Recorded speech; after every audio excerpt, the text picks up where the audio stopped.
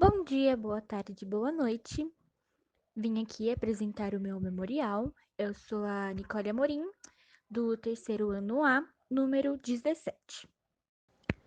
Bom, vou começar contando sobre a minha pré-história, entre aspas. 25 anos atrás, mais ou menos, meus pais se conheceram através das minhas tias, por parte de mãe e por parte de pai. A irmã mais nova do meu pai era amiga da minha tia, irmã da minha mãe. E o meu pai, ele era namorado da minha tia, assim, muito irônico, né? Eles namoravam e tudo mais, e minha mãe, como sendo irmã mais velha, tinha contato com ele. Aí o tempo foi passando, meu pai terminou com a minha tia e ele e minha mãe começaram a se aproximar. Aí foram ficando até começarem a namorar. Aí, uns anos depois, mais ou menos com uns 21 anos, meu pai tinha 22, minha mãe tinha 21, eles descobriram que minha mãe estava grávida da minha irmã, a primeira filha deles, e aí eles decidiram se casar, tanto por causa da filha e, enfim, porque se gostavam. Depois que eles se casaram, meus pais tiveram a minha irmã, e 8 anos depois nasceu eu, no dia 16 de abril de 2004, às 2h30 da tarde. A minha mãe conta bastante que durante a gravidez ela teve vários problemas, como diabetes, ela ficou bastante doente, então não é que foi uma gravidez complicadíssima, mas teve muitos riscos. Ela comentava bastante que ela tinha que tomar muito cuidado com o que ela comia, com o que ela fazia para não me afetar dentro do útero. Só que, infelizmente, né, ela acabou tendo diabetes e isso afetou bastante o meu desenvolvimento dentro do útero. Tanto que já dentro da barriga eu apresentava arritmia e acabei nascendo com o coraçãozinho bem fraquinho, acho que é assim que chama, não tenho certeza, não sei explicar direito. E meu pulmão não tinha amadurecido direito ainda, então fiquei uns bons dias na incubadora até eu estar saudável o suficiente pra conseguir fazer as coisas por conta própria, respirar, enfim. No final deu tudo certo, graças a Deus, e hoje em dia eu não tenho literalmente mais nada. Porém, a minha mãe não, ela evita não, ela não deixa eu tomar energético justamente porque quando eu era bebê eu tive arritmia.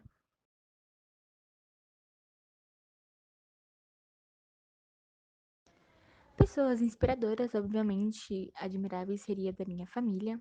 Tenho meu avô, meu pai, minha mãe e a minha irmã. Pai e mãe, eu acho que é um pouco coringa, assim, de se dizer, porque acho que a maioria vai falar que os pais são a inspiração e realmente, meus pais são minha inspiração, porque eles passaram por muitas coisas juntos e cresceram, assim, evoluíram juntos, vários anos de casados, tiveram uma família e meu pai e minha mãe sempre trabalharam muito pra oferecer tudo pra mim, pra minha irmã, né? Sempre fizeram de tudo, nunca deixaram faltar nada pra gente, então eu acho isso. Eu sou muito grata por eles por causa disso. Meu avô, né, desde pequena, sempre fez tudo que eu quis, sempre me mimou muito. Sou muito grata pelo meu avô, ele é meu único avô e avó que eu tenho, assim, que eu considero também, porque minha avó, por parte de mãe, morreu quando eu era bebê, eu tinha 1 aninho, ela morreu de acidente vascular cerebral. E a família do meu pai eu não tenho muito contato, porque eu não me sinto muito confortável, sabe? Não sinto que é a mesma vibe. Sonhos e desejos pra mim, eu acho que é uma coisa muito extensa, porque podem ser várias coisas. Qualquer coisa pode ser considerada um sonho, na minha opinião. Então, eu acho que o que eu citei seria uma coisa que eu tenho muita vontade desde criança, porque eu sempre assisti, sempre gostei muito. Tanto de aprender na escola, como assistir filmes, documentários em museus, enfim. Eu tenho muita vontade de conhecer vários lugares históricos, esses lugares que têm bastante mistério, por exemplo, as pirâmides do Egito, ou as pirâmides do México, né? Eu acho que é do México. México ou Peru, não tenho certeza. E eu tenho muita vontade de conhecer, de explorar. A Ilha de Páscoa também, aquelas estátuas de rosto, descobrir mais coisas, poder ter essas memórias, sabe? Antes de conquistar algo menor ou maior. É uma coisa que eu tenho, assim, há muito tempo que eu gostaria muito de realizar. Não sei se sozinha, não sei se com alguém, mas seria uma experiência incrível também, porque eu posso conhecer culturas novas, culturas diferentes, e eu acho que é muito legal você expandir o seu conhecimento, além do seu próprio país também. Bom, essa parte aqui é um pouco complicada de explicar, porque assim, meu pai é uma pessoa muito difícil de se lidar e a minha mãe também. Na verdade, a minha família inteira é um pouco muito difícil de se lidarem. Às vezes a gente se entra bastante em conflito e é um pouquinho complicado. Mas a nossa, entre aspas, hierarquia é baseada na minha mãe, que vem primeiro, obviamente, mulher da casa, manda em tudo. A gente obedece tudo que ela pede. Óbvio que às vezes tem uma contradição ali e aqui, mas é normal. Em segundo lugar vem a minha irmã, apesar dela não morar mais comigo hoje em dia e com a minha mãe. Ela também tem um papel de autoridade na minha vida, porque ela é mais velha do que eu. Tem em terceiro vem eu, né? Por incrível que pareça. E em último lugar vem o meu pai, mas não desmerecendo ele, dizendo que ele não tem autoridade, enfim, não. Ele tem sim, assim como a minha mãe. Só que eu sinto que às vezes eu posso ter um pouquinho mais de juízo do que ele tem, sabe? Eu consigo mais encaminhar ele para algum caminho mais tranquilo ou explicar para ele que isso é errado e que ele não deveria pensar assim hoje em dia, que as coisas mudaram hoje em dia da época dele, sabe? Então, acho que ainda tem essa coisa. Com a minha mãe também. Só que a minha mãe é um pouquinho muito mais difícil de lidar do que meu pai. Então, eu consigo moldar, entre aspas, meu pai melhor do que a minha mãe. Próximo, respeitar e explorar as origens da família. Assim, particularmente, eu achava que Amorim não era português. Eu achava que era indígena, que vinha de alguma descendência indígena, mas eu acabei descobrindo que na verdade não, que é um sobrenome português, né?